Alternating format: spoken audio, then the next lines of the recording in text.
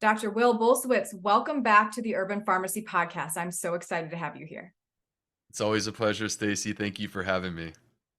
All right. So, we're going to talk about gut health because that is what you are an expert in.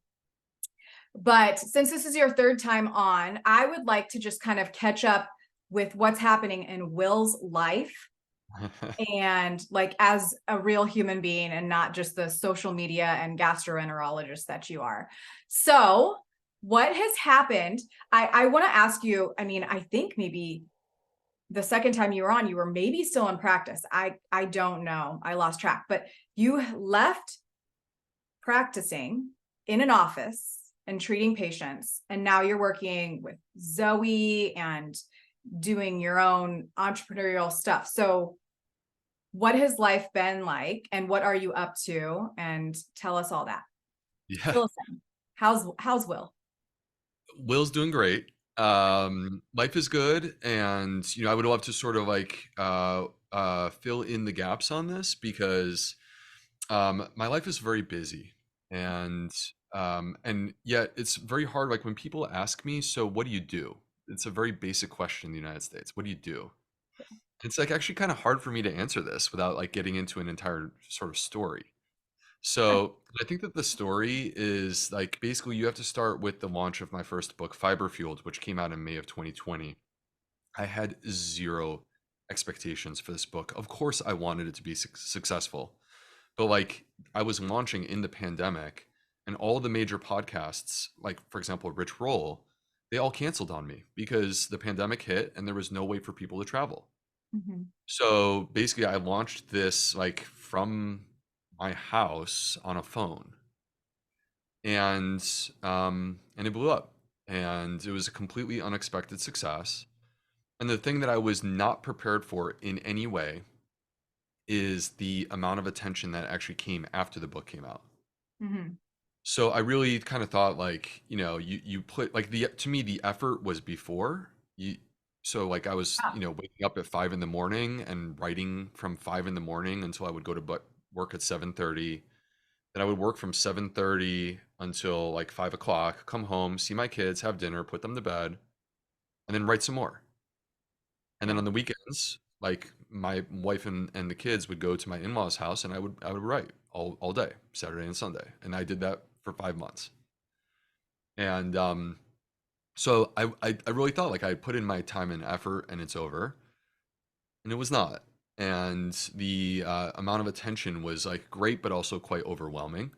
Mhm. So a lot of requests for interviews, obviously podcasts, but also like people calling the office that wanted to come and see me.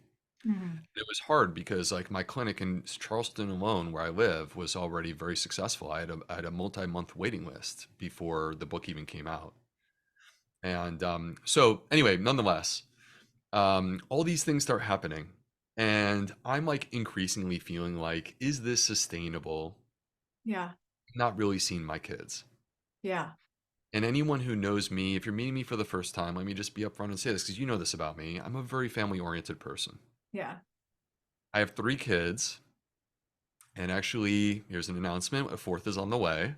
Oh my, congratulations.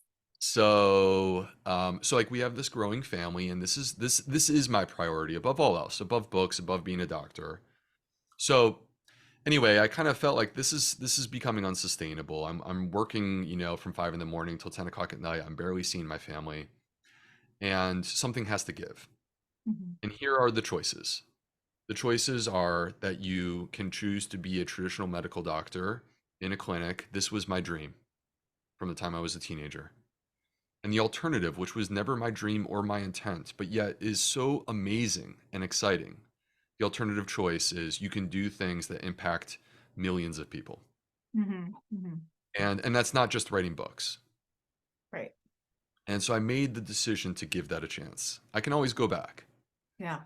I made the decision to give that a chance. And so I left my practice in February of 22. We had another baby, our third, Susie. She was born in April of 22. First girl, right? You had two boys before. Uh, Am I? so we are mostly girl family. So my oldest, Oh, she's not, okay. she's a girl. My Okay. son is 7, And then, so I have one boy, and then my daughter Suze is a year and a half old now, and then we are expecting another girl in January. Oh my gosh. Okay, I had it flipped. So all the girls. Okay, I love it. Girls. And then my son gets a lot of special attention. So anyway, and then my second book, the Fiber Fields Cookbook, came out in May of 22. Mhm. And so anyway, I left my practice, and it was kind of honestly very hard for me Yeah. because I left a world that I was completely comfortable, I had built my life around, and I was good at what I did. Yeah. And I entered into a new world where I was going back. I joined the personalized nutrition company Zoe, which is in the US and the UK. And I'm happy to dig into that more if you want me to. But I became their US medical director. So I'm very high up. I'm on the executive, like essentially, like it's me and the vice presidents Mhm. and our CEO, and we're all hanging out. Yeah. And and I'm very, very deeply involved in what they do. But I'm going back into the world of research. Mhm. And this is something that I have a background in.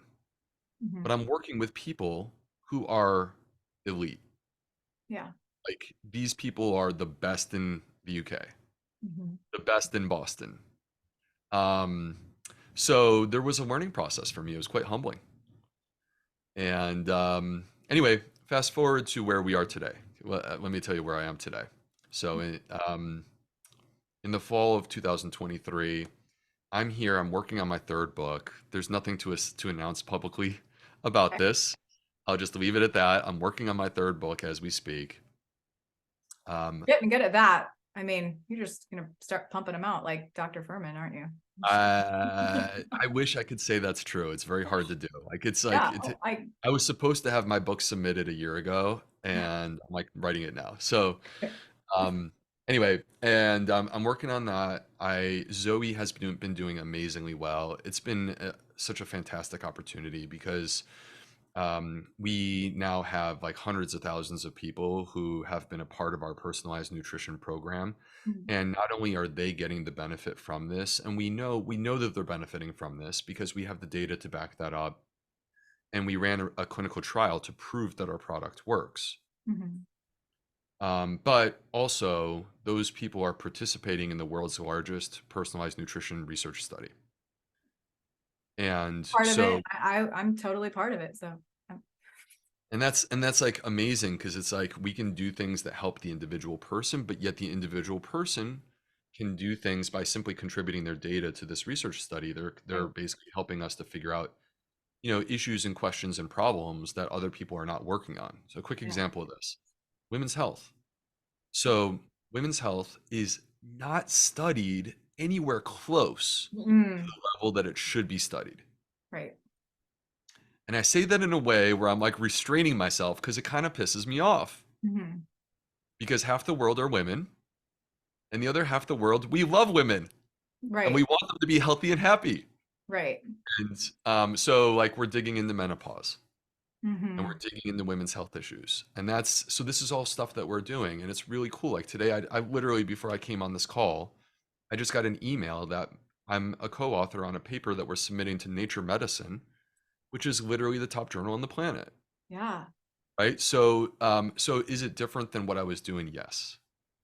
Do I miss what I was doing? Absolutely. Mhm. Am I done doing what I was doing? No, I'm not. I'm going to have a clinic. I just need to get my book done. Yeah. And when that's done, I'm gonna basically reopen a clinic, but it's gonna be like specific to what I'm now doing and more restricted in terms of my time. Mhm. So yeah, so here we are. It's great. Wow. And you and I were chatting before this started. Well, your wife is homeschooling the children. And that's awesome. So you are really able to be home with them more but I mean, you're so busy and doing all the things. So your life has radically shifted, and you also are creating a product as well that we're going to talk about. Yes. So yes, I have a supplement company Yeah. that I've been working on for 2.5 years. That 2.5 years has been focused on researching and developing to me the products that I always wished that I could have in my clinic for my patients. Mhm. because I feel like there's this gap that exists where people are not getting what they actually need. Yeah. So, like, there's the pharmaceutical industry, and they serve a purpose. I'm not here to bash them, but like, not, they're. I think we would all agree, pharma is not the right choice for all situations at all times. And food is a wonderful choice, and that, of course, is my top priority, is trying to improve people's diets. Mhm. But food doesn't exist in this place where you need to do everything with food by itself. Right. To me, the optimal choice for human health is a food first approach that adds the right supplements, and when appropriate and necessary, you layer in medicine. Mhm. Mhm. And like that to me is what we should all be doing. And so the problem that I always had is that like I was patchworking it in the clinic in terms of giving people prebiotics, things that feed their microbiome, or patchworking it in the clinic to get the right probiotic for people. And the problem with that is, even if you can find something that works, there was no transparency. I never knew, like, is this fiber powder sprayed with glyphosate? Right. I don't know. Right. So to me, there was a need where there are, I know, a bazillion people out there who have these issues, and there's this need to fulfill what they're looking for, but doing it on a higher level, like so doing it on a level that's both transparent and simultaneously developed by a person with expertise, meaning me, using the best available science. Right. So here we are, and the company is called 38 Terra, Tera. So, and that name, it's like, I'm a nerd. So Terra is another way of saying trillion, like mega, giga, tera. Tera means trillion, 38 trillion. 38 trillion is the number of microbes that we have living inside of our gut. Right. So, and that's the name of the company. It's a supplement company that's oriented towards the gut, and how do we use the microbiome to benefit our entire body, not just in terms of gut health or digestion, but like broadly, our metabolism, our mood, our cognition, our hormones. Like, how do we optimize our immune system? How do we optimize all these things through the gut? So that's what the company is about. And our first product that we're going to be launching with is called Daily Microbiome Nutrition. Mhm. We call it DMN01 for short. So Daily Microbiome Nutrition. And this is like, to me, this is the prebiotic powder that I always wish that I could have given to my patients. Mhm. Mhm. And you gathered, well, and we're going to dig into this, but you've gathered so much information, probably just outside of you in practice, but then you launched that gut health course. So you probably were like understanding so much more about what people really needed through that. And then your work with Zoe, and then you launched your book, which you have supplement recommendations in there. I'm sure you got tons of reviews and people asking you questions regarding that. So it's like, now you really see that problem. You're able to then create something to really start helping people solve their gut issues. And this is so awesome. Like, have you like stepped back, Will? Because I mean, we've created elderberry syrup. It's a small little company, but like, I know kind of what it's like to create a product, and there's so much work behind it. Now, creating a gut health product, I'm sure, is just very, very involved. And but like, have you taken a step back and seen, just done a little bit of reflection of how far you've come? Like, you saw this problem, you knew that you really wanted to help people, and now you're literally about to, or are launching your own product. Have you thought about like how awesome that is? Um, I'm super proud of these things that I've been working on over the years, because there's still a reflection of the person that I've always been and what I've always strived to do, which is like, I was a bit of an idealistic kid. Mhm. I thought that the world is supposed to work in a way that is like perfect and fair. I think as adults we kind of see that's not necessarily true, but yet like that idealism is what drives me to say, what can I do to try to help other people? And the practice of medicine was an expression of that.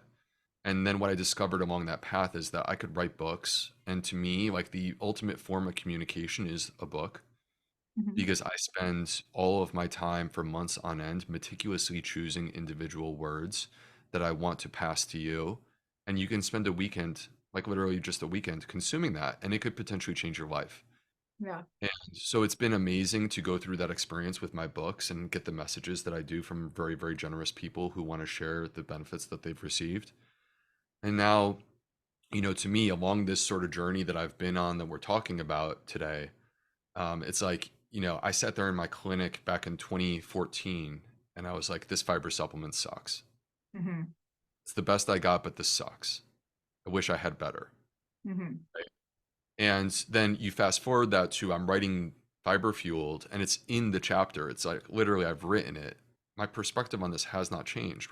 You can read the chapter from 2020 where it's like, here are the benefits. This is why I believe in it, right? Here are the choices. But yet I'm sitting there and I'm like, we're still not where we need to be for these people.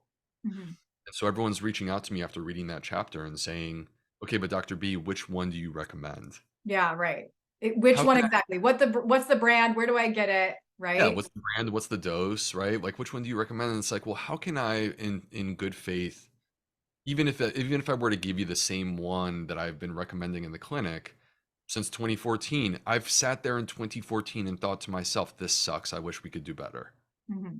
And so to me, it does feel good in a way to be able to apply those same skills, the education, the experience, all that into creating a product and taking the time to not rush on it, taking the time, taking 2.5 years to really like sit there and like let's make a complete assessment. Like you would not believe how much research and science is out there, Hmm. unless a person like spoon feeds it to you. Right. But when you start like researching for the concept of a prebiotic, how do I make the best prebiotic possible? Oh my gosh, like I found a ton of studies. Hmm. And so I took the time to kind of go through them and then to cherry pick. Here are the things that I want to put into this product, literally from across the globe, from Africa, from Europe, from Australia, from the United States. Let me pick the best ingredients that I can possibly put together because they're backed by science and because I think that they're going to help people to feel better. Yeah. And so that's really cool, and I can't wait to put it out into the world because like the science that's already there behind this says to me this is going to be a game changer. Yeah. Well, it sounds really cool. I would like to kind of just go over ingredients. I also saw, like you were saying, this is certified glyphosate free, which is crucial. Um, I see that you have potato starch in here, which I want to unpack. Um, but did you even know, like, well, you probably do now, but I didn't know that potatoes are one of those crops that are like really contaminated with glyphosate. Did you know that? Yeah, I think it's a soil issue, and Right. it Yeah. just never clears. It just never, and also like you can spray the surface and destroy all the weeds. Right. Um, Then it just so seeps down in it. I just didn't know. I don't know how I never connected that, but like potatoes have been found. I learned that from the glyphosate girl when I had her on my podcast, and she was explaining to me that potatoes are a big one that are contaminated. So, anyways, that was a side note. I'm sorry. no, that's Uh, okay. I think that consciousness and awareness to this, because the issue is that this is what I often come back to. It disturbs me that our regulatory bodies do not require the placement of a label if a product was directly sprayed with glyphosate, let alone if it was grown in soil that was previously sprayed with glyphosate. right. Like it disturbs me that we simply don't know whether or not that's true. Right. And it's a strong argument in favor of organic in general. But like if we could just answer that question, I think it would really help people in their choices when they go to the supermarket. Yeah. Yeah. So, And as organic farmers ourselves, like, there's like a three-year, healing process of the land, if you will. And I just don't know if that's long enough.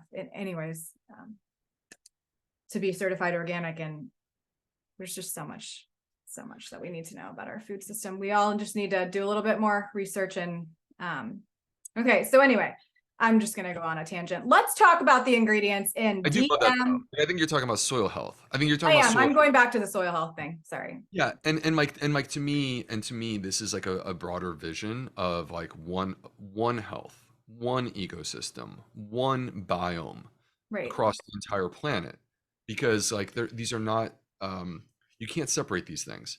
And Yeah. when we punish our environment, we ultimately are punishing ourselves. Right. Yeah. And so when we destroy our soil, Why we need this supplements. So we need well, supplements. I mean, I think that like there's an argument to that end because like for example, Stacy, I've tested magnesium levels on a bazillion patients. Mm. It doesn't matter what dietary pattern you're following. You can do everything you want to say, oh, well, eat a plant-based diet, you'll get magnesium, whatever. Yeah. We're just not getting enough magnesium from our diet. It doesn't matter what dietary pattern you're following. It's not specific to that. People are not getting enough magnesium. Why? Because if we don't have healthy soil filled with minerals, Right. you can't transfer it into food. It's not possible. Yeah. I'm convinced that's also why people are so obsessed with these sodium supplements lately, these electrolyte things. It's just really that goes back to the soil. Can we talk about that? Yes, please. I'm troubled by this. So I think that the issue from my perspective with this is that there are certain, our body has a desire for certain specific things in our food. Mm-hmm. And this is evolved. And the reason why we evolved for this is because we were hunters and gatherers for 99.999% of human history. We didn't have organized agriculture. We didn't have the ability to like sprinkle salt on our food. Right. Right. And you need salt. You need salt in order to live, Yep. right?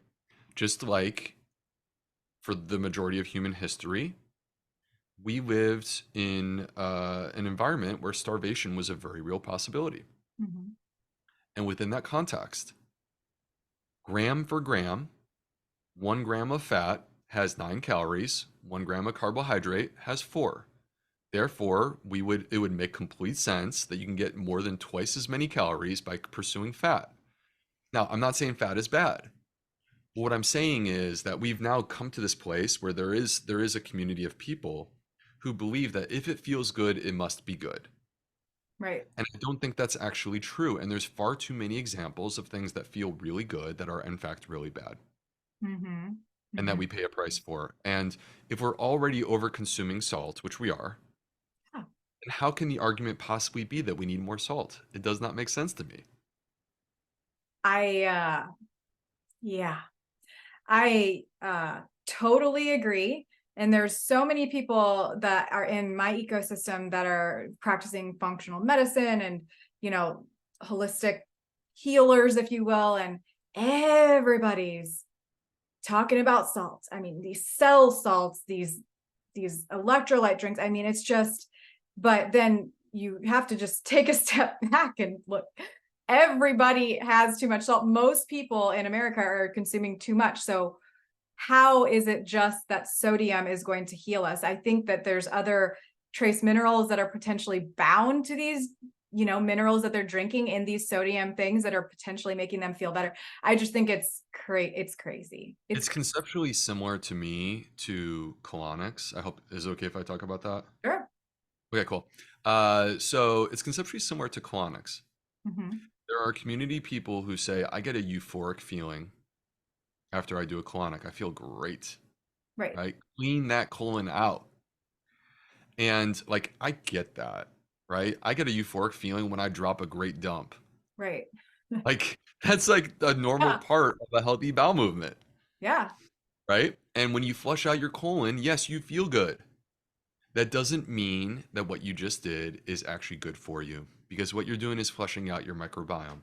Right. And it's very clear from the available research that when you flush out your microbiome, there's a healing period that your body requires in order to just recenter, just to get Hmm. back to where you were. Right. And if you're going for your weekly or twice weekly colonic, you're actually digging yourself deeper and deeper and deeper into a hole. And I think this is yet another example, no different than alcohol or cocaine or smoking, where there are plenty of things where in the short term you feel good. Like when I drink a salt beverage, do I enjoy the way that I feel? Yeah, I'm not denying that. Hmm. It doesn't mean it's good for me. Yeah. It doesn't mean it's helping me to live longer with less disease. And I Yeah. think that that's the thing that we need to be careful about. Don't spring for the thing that makes you feel good in the short term when there are serious concerns from a health perspective that they're actually like holding you back in the long term. Yeah. I mean, it kind of even goes with the gut. And I know we've covered this before. We've talked about fiber in the first two episodes. Like we really just talked all about fiber. And even for me, I don't want to get into my health thing. I could talk to you offline about that one. But like I actually have worked with James and Dahlia recently because I had some gastroenteritis in January, and holy moly, have things not been fun with my gut, and like histamine that I've never had before, like all of these food things, it's just not fun. But a lot of people are out there avoiding fiber because it doesn't feel good. Right. And even for me, like regular foods that just regular foods that I'm used to eating have been really uncomfortable for me. And I have to kind of push through it. But a lot of people out there are just they're just avoiding these foods. And it's not helping them heal. I feel like, there has to be a little bit, and not for all, but there's probably going to be a little bit of discomfort when it comes to healing. And it's the same with this loading up on the salt with the colonics. Like we have to really find the ways to heal. And so for me, like brown rice wasn't fun, and only white rice was fun, like for my gut.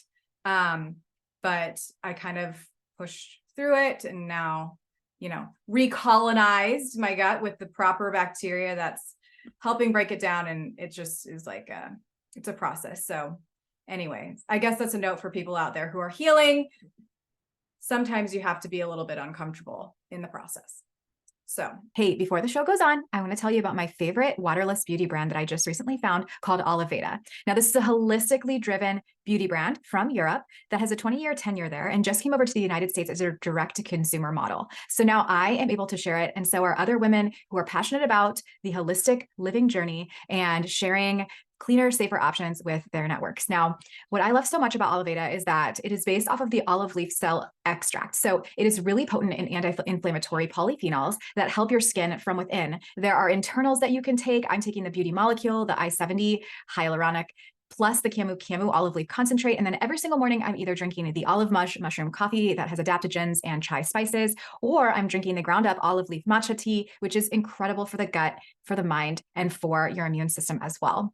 I'm also using all of the topical skincare products from Oliveda, including the corrective face line that has a beautiful cleansing oil or gel, a tonic, an awesome serum called the F59 Botox in a bottle, plant-based Botox, and then also the corrective cream and the corrective eye elixir and even the corrective eye cream. So I'm loving all of that. And I'm also using other things throughout the week, like the honey enzyme mask.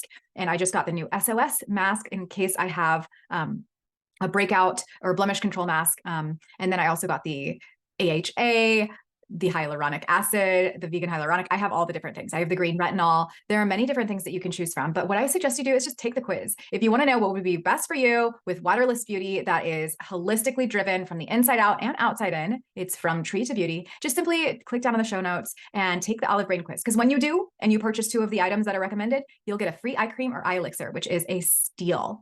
So grab my new favorite skincare brand at a discount with the free shipping of $50 orders for the United States, and enjoy all of the Olive Tree People goods. You can get Oliveda, you can get Olive Mush, you can get LA Dope, which is a CBD skincare holistic brand, which I haven't even told you about yet, but all the goods are waiting below. So tap below to get your free eye cream and have fun. Okay, let's Have do you it. heard of olive leaf and olive leaf extract for gut? Hydroxytyrosol Uh-huh. or Lorapin, the phenolic compound. Have you heard about this?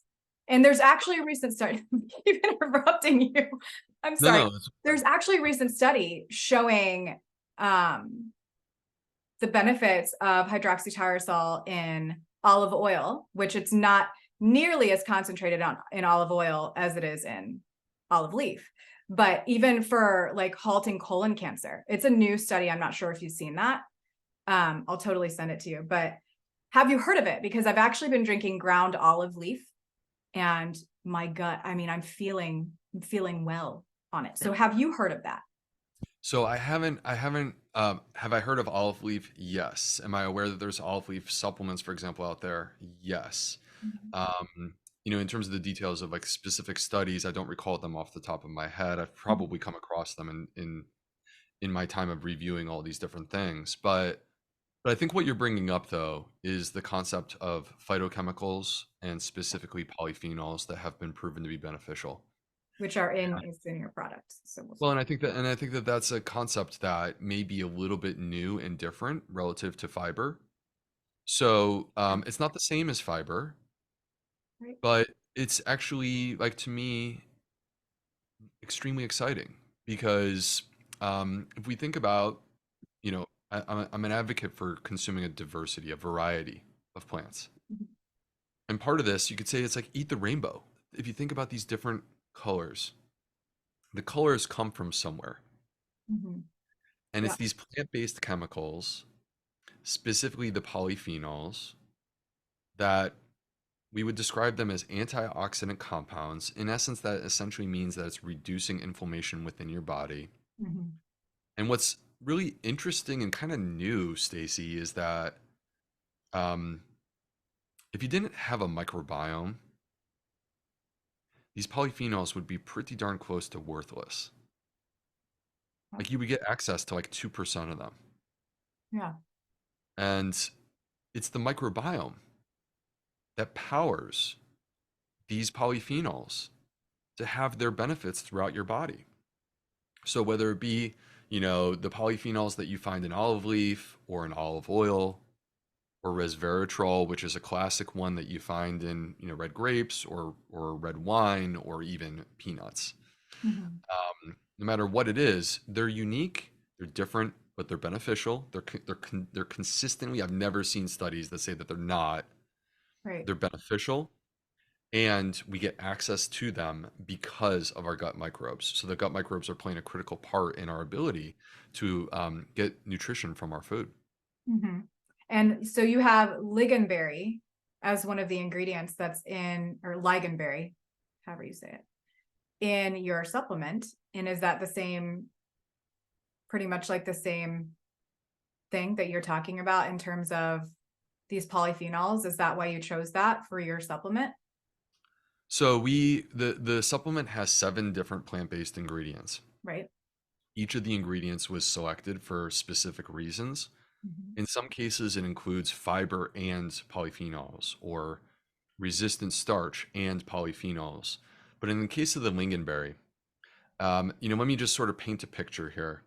So think about classic berries that we love. Think about blueberries and raspberries, and you could even go like this time of year, cranberries. Mhm. All right, and they have that bitterness to them, Right. and that bitterness and those colors are the polyphenols Mhm. that are beneficial for your body. And way up in the north, in Arctic forests, in the north of Finland, they grow these berries, these lingonberries, completely naturally. Mhm. Now, if you were to go to Finland and like consume a normal Finnish diet, you would be completely familiar with these. These would be as common as blueberries. And you They're might at literally, IKEA. I mean, I've seen the ligonberry jam at IKEA. yeah, and you exactly, well, because IKEA is, it's a Swedish country, right? Or a Right. Swedish company.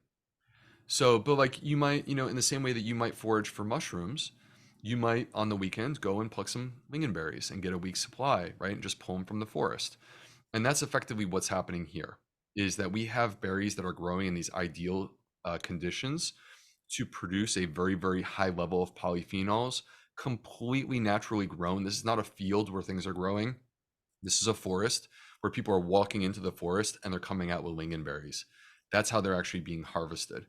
And there was a study that was done. The reason why we specifically went after lingonberry is not just the story of the forest up in Finland, but it's also that research has shown that this is actually the highest ORAC berry out there. Oh, is it? Even higher So than amla? it depends like on so I've seen some studies that will show Different different scales, results, different right? scales. Yeah, So like could you say pull a different study and be like, oh well, look at this one right here. right. But the It's answer up though there. is, well, there's each of these are great, right? I Yeah, mean, I think right. there's advantages to every single one of them, but the reason why we opted for this is that we wanted to get those very, very high levels of those polyphenols that are specifically known to exist in this particular type of berry that most of us we just don't have access to.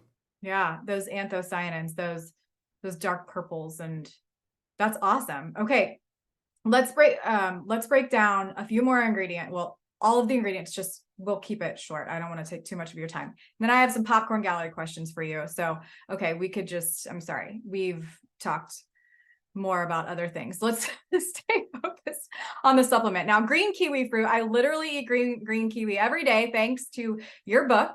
So I have that every single morning. So you have that in your supplement. New Yep. Zealand green kiwi in particular.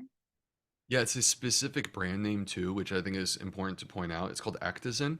Mm-hmm, The reason mm-hmm. why this is important is it's not just any green kiwi powder. This is the green kiwi powder that has been clinically studied. So there's been a series of randomized controlled trials using this Actazin green kiwi product that have shown us what it's capable of doing for the human body.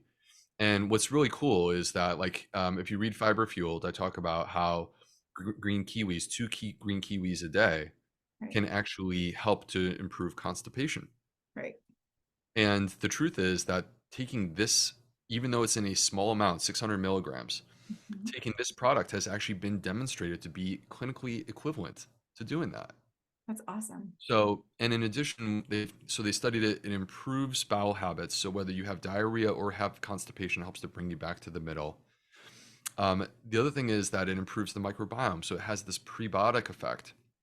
There's a specific family of bacteria that are universally accepted as being beneficial to us as humans, and they're called fecal bacterium. Yeah, I see that. This particular product, Actazin, has been demonstrated in studies to increase fecal bacterium levels significantly. Hmm. So the other thing is that this is a little bit unique to green kiwi fruit. It has digestive enzymes I feel that like are a natural that. occurring part of the food. Yeah, And those get transferred. They're actually detectable within the supplement powder. Is these digestive enzymes are actually coming along for the ride. that's So awesome. what we're getting is we're getting fiber, we're getting polyphenols, we're getting digestive enzymes, and all of these things combine together to give us the clinical benefits of improving our bowel movements, of reducing digestive symptoms, making it easier for us to enjoy the food that we enjoy, and also enhancing our gut microbiome. Awesome. Now, potato. This is another starch that's in the supplement. Why did you choose potato? Okay. This is like to me the hero ingredient that this in the act is in. So this is called solnul, Solnul. All right. Now, after I talk about this, a lot of people are going to like be like, "Well, where can I get this?" Yeah. And the answer is, I'm not really aware of where else you're going to get it other than the product, Daily Oh, Microbiome that's Nutrition. awesome. Although like we don't have exclusivity, but like I don't think you can just like buy a package of solnul and take this by itself. Hmm. So resistant starch is amazing Hmm. because it's conceptually similar to fiber. The difference is that it actually even more efficiently gets transformed into short chain fatty acids like butyrate. Hmm. So it's even easier for the body to take this resistant starch and then prepare the anti-inflammatory molecules that we're ultimately striving to get. Hmm. Most of us are wildly deficient in resistant starch. So it's not just we're deficient in fiber, we're also deficient in resistant starch, which is part of what we're addressing here. Hmm. You think of the potato, and we have to relieve ourselves of the concept of a potato being boring or unhealthy or not good for us. Within that potato is this unique type of resistant starch called RS2. Hmm. And using this particular product, again, like the product is important because we're using the verified product that was used in human clinical trials at specific doses. We're using it at that exact dose. Mhm. When you take 3.5 grams of this Solno, it's going to not only, much like the Actazin, improve your bowel movements, it's going to reduce your digestive symptoms, but it has a slightly different effect on the gut microbiome that's like complementary to what you're getting from the Actazin. Mm. In this case, you're increasing levels of Akkermansia by over 300%, increasing levels of bifidobacteria by over 300%. These are categorically recognized as probiotic bacteria. In fact, um, there are these new probiotics, they call them generation 2 or next generation probiotics that are starting to come to market now. Okay. So like you could go and you could buy an Akkermansia probiotic. Mm.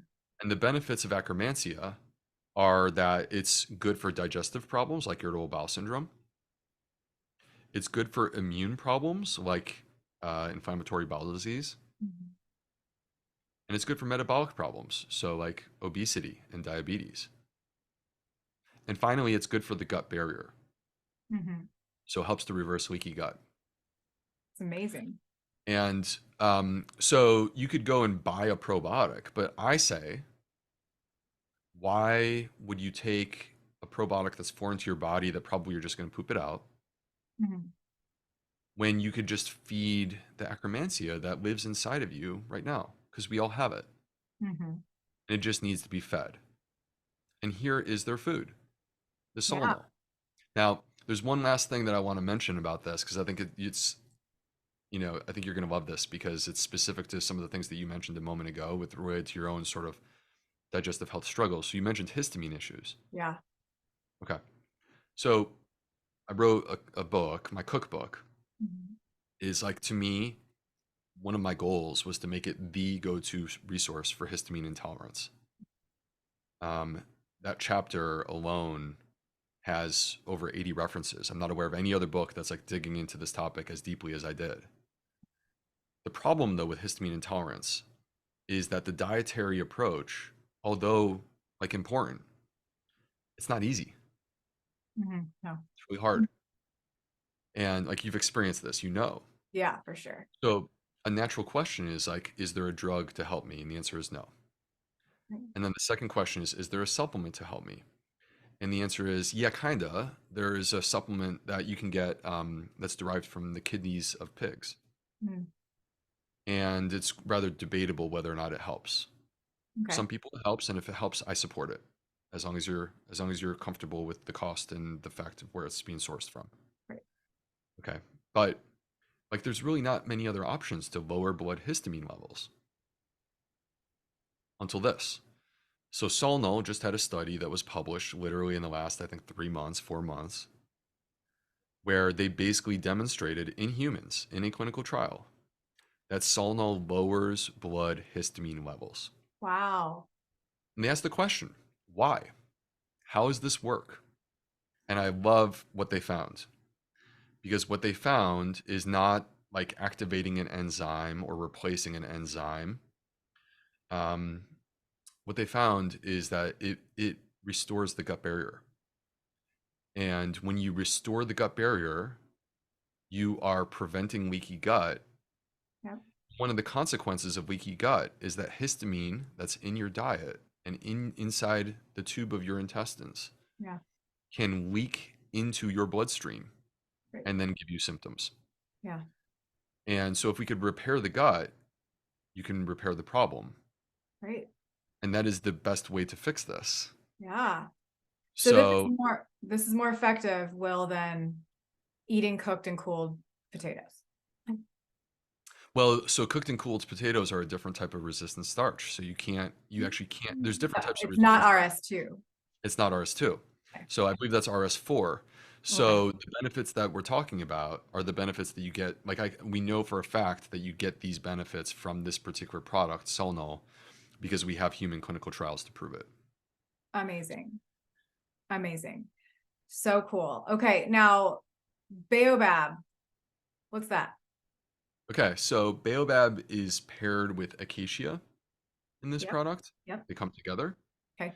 These are two specific plant foods that exist in Africa, and they're ancestral in origin. So if you were to study, for example, the Hadza, which are the people that live in Tanzania, baobab is a very important part of their diet. Right. So in a way where we are like bringing it back these ancestral sources of fiber that come from Is Africa. it a root? No, it's like a fruit. Yes. Oh, it's a fruit. Okay. Yep. So whereas the acacia comes from a tree. Yeah. Okay. Okay. So but the other thing that's important about this is not like, to me, the argument isn't just ancestral. I mean, I think that's interesting, Hmm. but it's also that these are low FODMAP.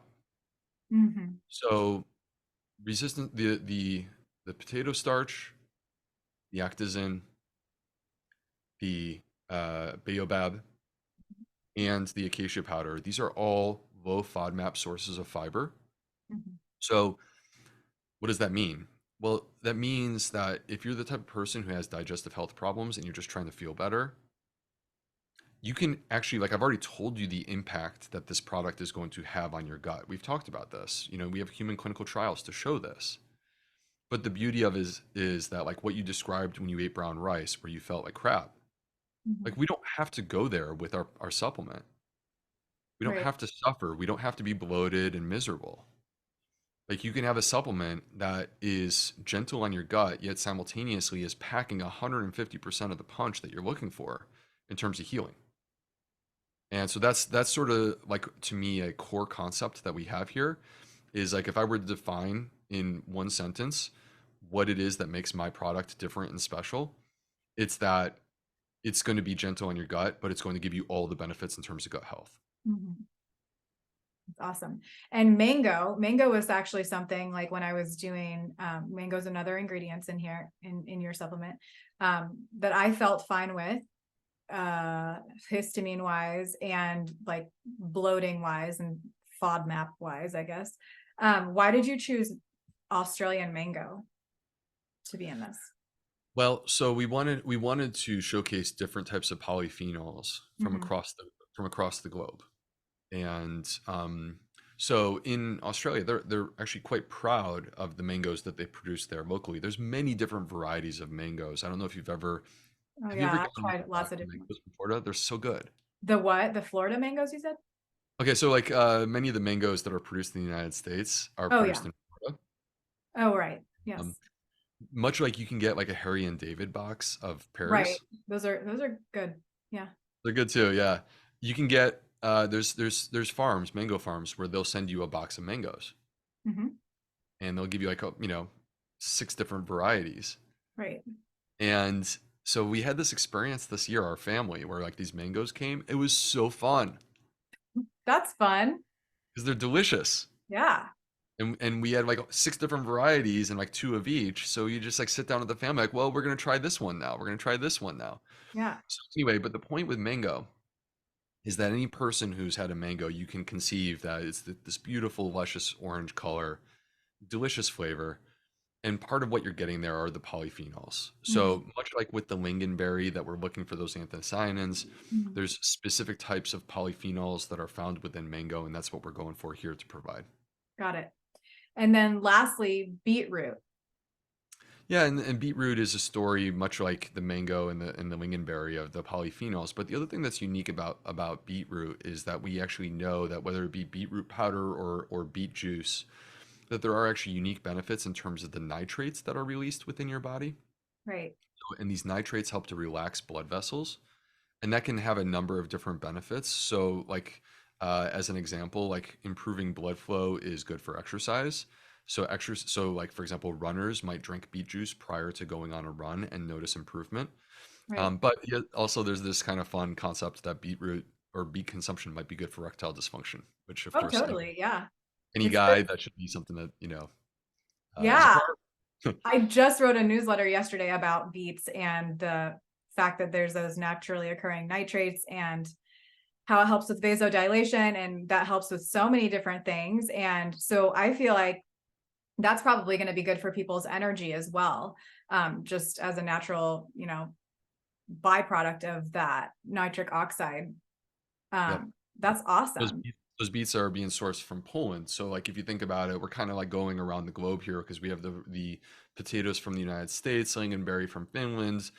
We have the beetroot from Poland. We have two products, the baobab and acacia, which are from different places within Africa. And then we have the mango from Australia, and finally the kiwi from New Zealand. Awesome. So good. And can children take this? That's kind of like one of my popcorn questions. Somebody was asking as we kind of move toward the end and get into these really quick popcorn gallery questions. Somebody said, should everyone take a probiotic, including kids? And will this be good for kids, this supplement in particular? So the supplement I developed specifically for adults, the research Yeah. studies that we have are specific for adults. So I can't sit here and make a promise that if you give this to a child, that it's going to have the exact same effect in children. Mhm. As I've said before, and I'll say it again right now, to me, it's like we have to start with diet. Mhm. And like with our kids, for example, like this needs to be a huge priority because I think that the average diet that kids are consuming in the United States is appalling. Yeah. And it's sad that you go to a restaurant and like the choices are basically chicken fingers and macaroni and cheese and I grew pizza, up on right? that. Yep. Yep. So I mean, I grew up in the '80s, so like I was growing up drinking Kool-Aid and eating Cool Ranch Doritos all day. That was my life. So, but anyway, like I think that that's where we need to start. Is a child going to be harmed by consuming this product? No, I don't think they would be harmed in any way. Could you give this to a child to consume? Yes, you could. Also, my wife, who's pregnant, she said, "Can I consume this?" 110%. There's no contraindication to using it. Yeah. Yeah. All just plants. It's just therapeutic dosages, which is so important. Okay, so how do you this sorry, Will, this is very random, but how do you have any tips on how to heal a hiatal hernia? Ooh. Okay. Yeah, yeah. So hiatal hernia, this is extremely common. Mhm. About 1 in 3 people have this. They can come in varying sizes. Let's talk for a moment about like what's happening because it's an anatomical change. Mhm. So, and I think that's an important part for people to understand. Like this isn't some sort of functional change. It's actually the anatomy that's different. Mhm. So if we were to take a deep breath in together, if everyone at home could do that with me, take a deep breath in. And what you're going to feel is your diaphragm is actually pulling down, all right? And it's expanding your lungs and pulling as much air into your lungs as possible. And that diaphragm is a muscle that obviously every single time we take a breath, it's moving up and down. And it's actually a very, very important part of our barrier to acid reflux. So the diaphragm has this place where it pinches the bottom of the esophagus every single time you take a breath. And what we want in a perfect world, the way that our anatomy was strategically designed by a higher power, Mhm. is that we want the bottom of the esophagus, which is there's a sphincter muscle there. So it's like a Hiatal circular muscle. sphincter, right? Yep. So you want that sphincter muscle, the lower esophageal sphincter, to basically line up with the diaphragm so that they're basically at the exact same level. And when they are at the same level, then basically our esophagus is in our chest, our stomach is in our abdomen, and our lower esophageal sphincter is right in between, Mhm. perfectly placed at the level of the diaphragm. And that is the perfect barrier to acid reflux because they can actually, like the lower esophageal sphincter and the diaphragm, are working as a team. Mm. What happens when you have a hiatal hernia is the stomach is actually pushing up into the chest. Mhm. It could be a small amount or it could be a large amount. But that's what a hernia is. When something is pushing into a space that it's not supposed to be, we call it a hernia. And so the problem with this is if the stomach is pushing up, then that means that the lower esophageal sphincter is also moving up. Mhm. And you create a separation where the lower esophageal sphincter is now above the diaphragm that's pinching. And that separation of the two creates a pocket in between them that's problematic. So not only have you separated these two things, but now they're actually competing with one another Mhm. and potentially creating a problem for one another. And that leads to reflux. For the vast majority of people, they can't feel a hernia or know that they have a hernia unless they have a test to see if there's a hernia there.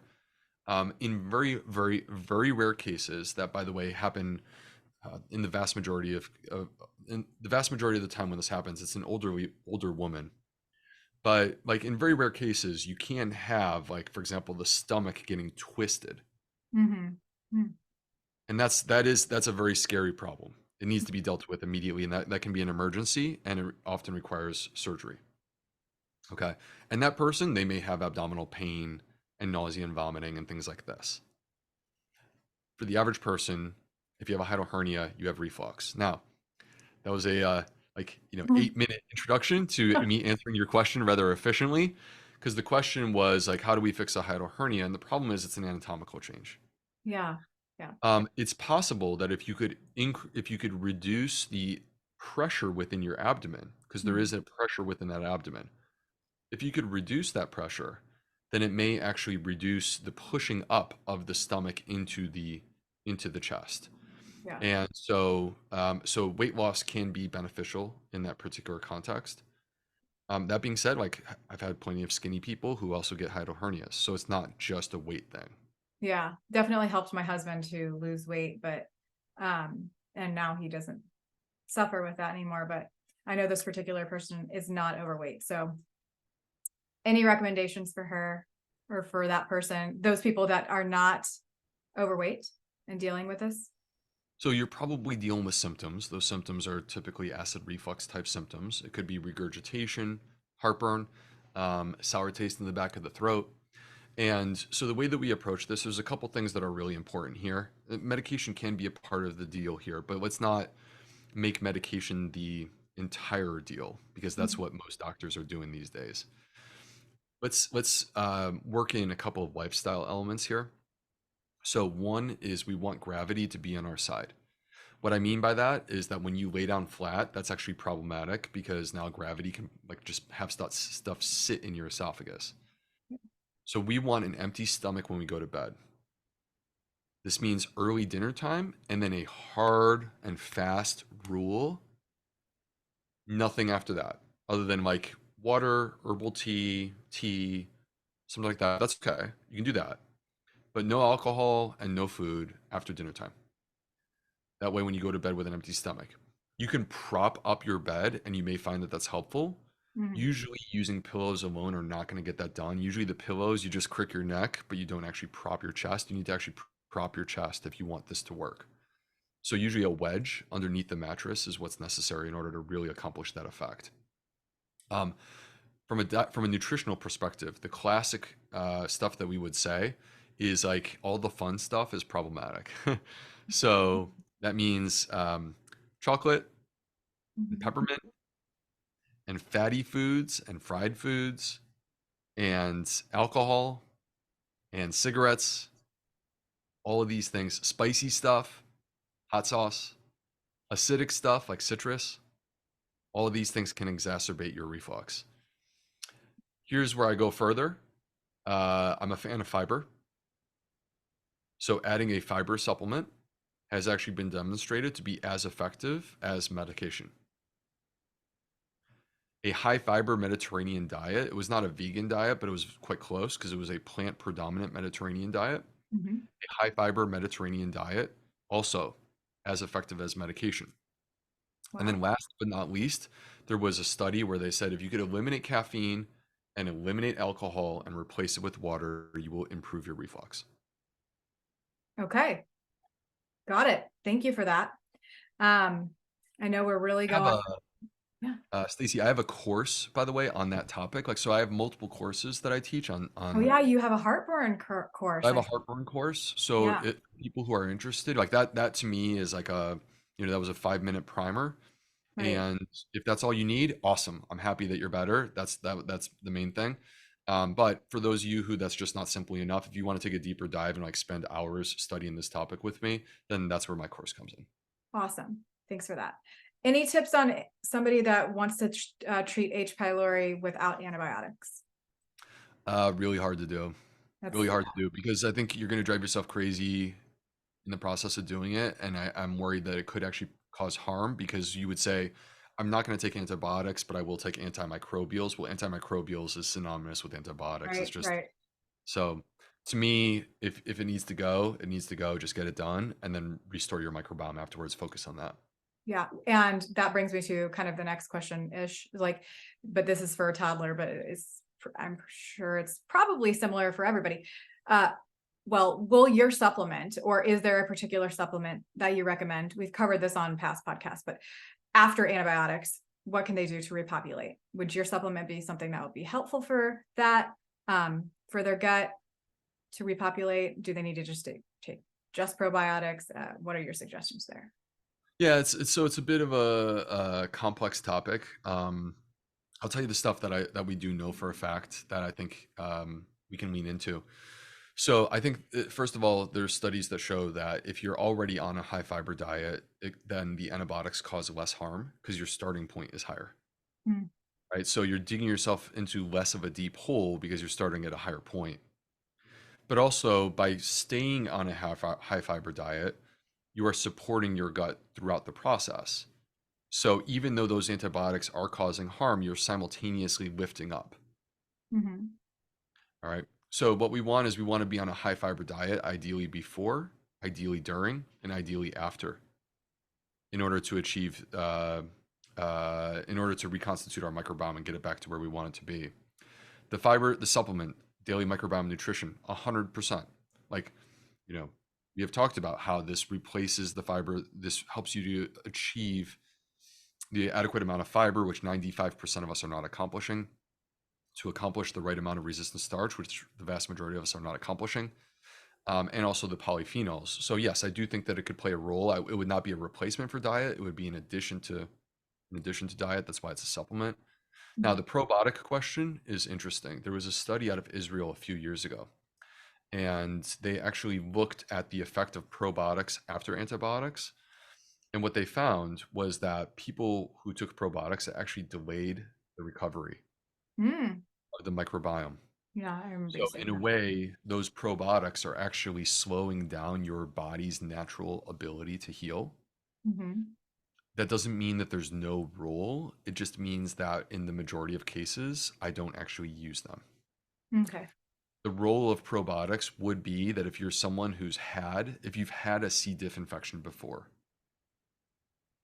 then you want to protect yourself from getting a C. diff infection again. Mhm. And that's what the probiotics do. And Right. in that case, I would do it. Okay. Thank you. Um, what do you think about somebody who has an IgA deficiency and gets sores in their mouth? Do you think that these new like colostrum things, have you seen that? The new like people taking colostrum. Do you think that that would help? I mean, I know that there could be benefits to fermented dairy. So, what Yes. do you So think about this? I've been hearing about this, that adults are taking colostrum.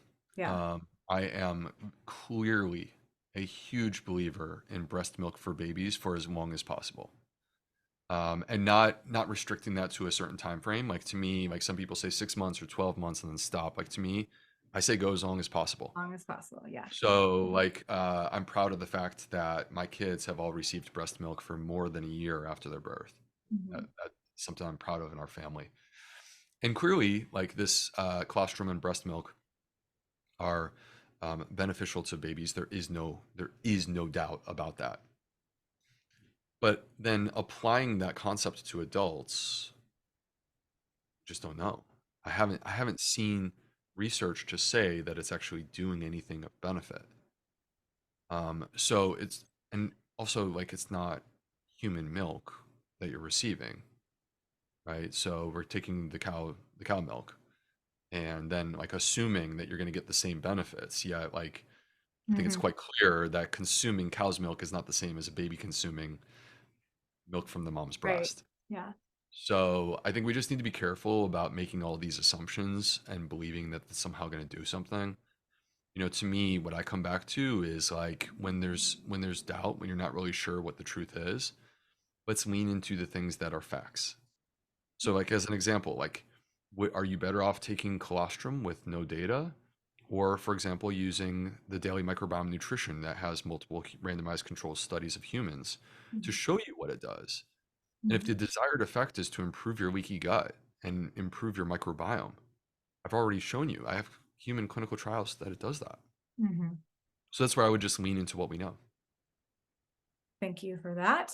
Um, Somebody just asked, she said, what's the best supplement for regularity?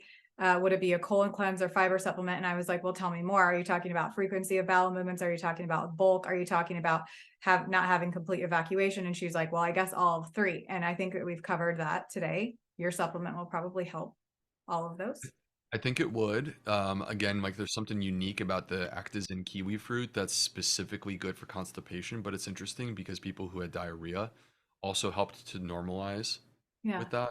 It's like an adaptogen. Like kiwi's like an adaptogen. It's like, it's like tackling, it just meets you where you need to be It's like met. an adaptogen for your gut, and it's also, but like that's also a characteristic of fiber and resistant starch, which is that um, the only way to get both diarrhea and constipation back to the middle is with these products, right? So anything else is going to push you in one direction or the other.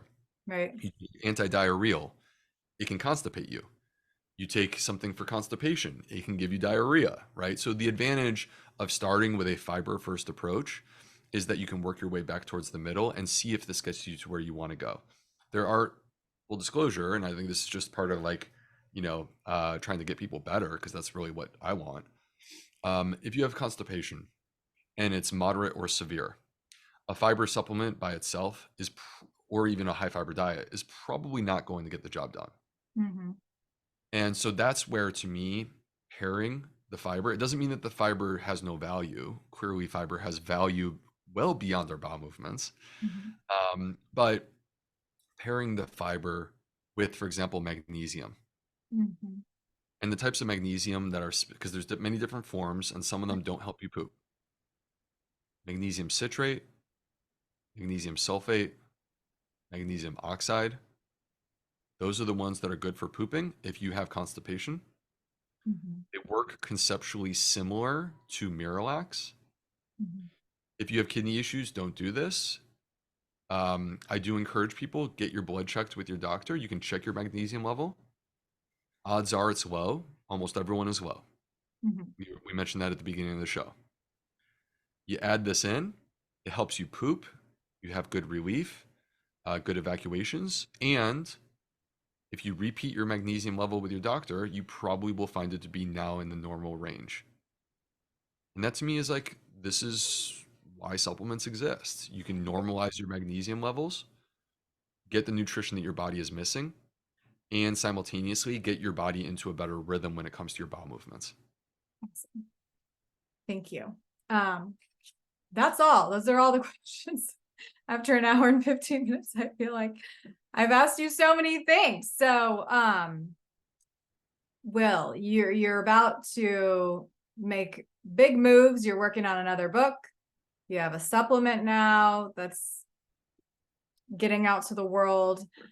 You're going to start another practice. Is there anything else that you want to share that's going on in Will's life, or that we should expect to come from you? Or is there anything that we haven't touched on today that you want to share with the world? Maybe even just a message of hope. Um, so I guess let me take the opportunity first to say, for people who are interested in learning more about what we're doing at 38 Terra, Mm-hmm. just come to our website, 38terra, TERA.com.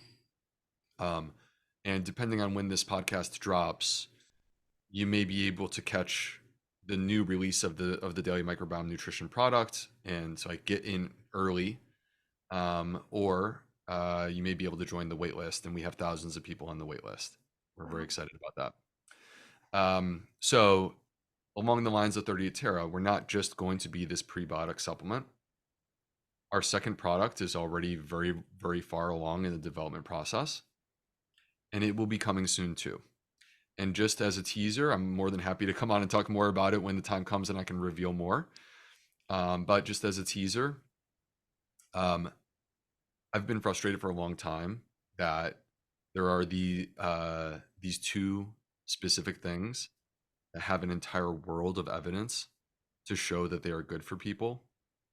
And if you want to get them, you have to buy them individually. And not only is that expensive, but it's inconvenient.